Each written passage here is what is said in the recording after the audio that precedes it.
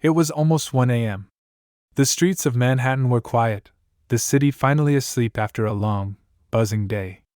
But in a luxury high-rise apartment building, a woman named Claire Dalton stood barefoot in the hallway, holding nothing but a half-eaten box of cold pasta. Her heart was racing. She had just stepped out of her apartment for a moment, to check a strange noise near the elevator. She didn't bring her phone, her keys, or her purse. The heavy apartment door had slammed shut behind her, locking her out. Just like that, the powerful CEO of a multi-million-dollar tech company was stuck in the hallway, helpless.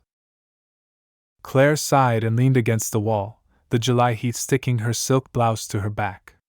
The stress of the day, an intense board meeting, firing a long-time colleague, and missing dinner, had finally broken her spirit. Her eyes welled up, not just from frustration but from a deep, silent loneliness she rarely allowed herself to feel. Then she heard something. A soft hum. The quiet roll of wheels. From the far end of the hallway came a man wearing a worn hoodie, pushing a small stroller. Inside, wrapped in a faded pink blanket, was a sleepy little girl clutching a teddy bear. The man paused when he saw Claire sitting on the floor, clearly in distress. He tilted his head, his tired brown eyes filled with concern. "You okay, ma'am?" he asked gently, adjusting the girl's blanket. Claire looked up, wiping her face quickly. "Locked out," she admitted with a weak laugh. "No phone. No dignity either." He smiled slightly. "Well, dignity's overrated." That made Claire chuckle. "So is pasta. Want some?"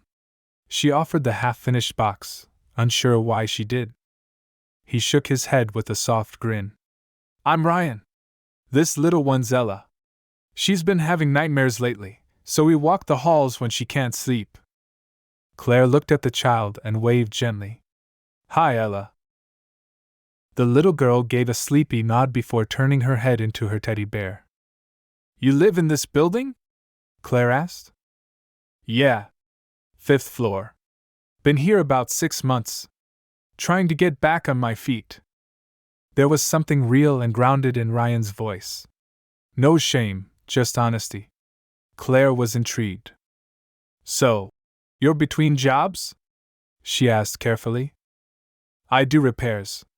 Fixed fences, appliances, stuff like that. I used to be in property maintenance. The company went under last year. It's been tough raising Ella on my own, but we're making it work." That sentence hit Claire like a wave. A single father, walking his daughter at midnight, offering kindness to a stranger. She didn't meet people like this often. Not in her world of business suits and boardrooms. They sat in silence for a while. A peaceful kind of quiet. No judgment. No expectations. Then Ryan stood up and said, "Let me try something." He rummaged around the bottom of the stroller and pulled out a wire hanger. Claire raised an eyebrow. "Is that legal?" He grinned. "Let's just say, I picked up a few tricks in maintenance." She watched, fascinated, as Ryan bent the hanger and slid it into the door frame. With surprising skill, he jiggled it a few times. A soft click followed, and the door opened slightly. "You're kidding," Claire said, stunned. Ryan gave a small bow. "Your humble locksmith, at your service." Claire burst into laughter. For the first time in days, she laughed from her belly. The tension in her chest melted.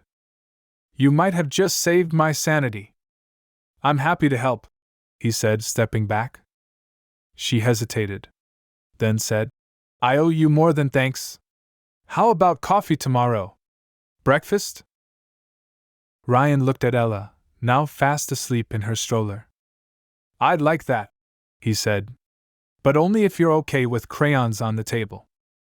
"I insist on it," Claire replied with a smile. The next morning, they met at a cozy cafe on the corner. Claire wore jeans and no makeup. Ryan had on the same hoodie. Ella drew colorful suns and stick figures with crayons while Claire and Ryan talked over coffee and pancakes. Claire didn't check her phone once. For the first time in a long while, she was truly present. Halfway through the meal, Ryan asked, So, what do you do exactly? Claire hesitated. Not out of pride, but out of uncertainty. Then she smiled shyly. I run a tech company. Actually, a few. I'm Claire Dalton. Ryan raised an eyebrow. Wait, the Claire Dalton? She laughed. I don't usually get locked out of my apartment. He leaned back and smiled.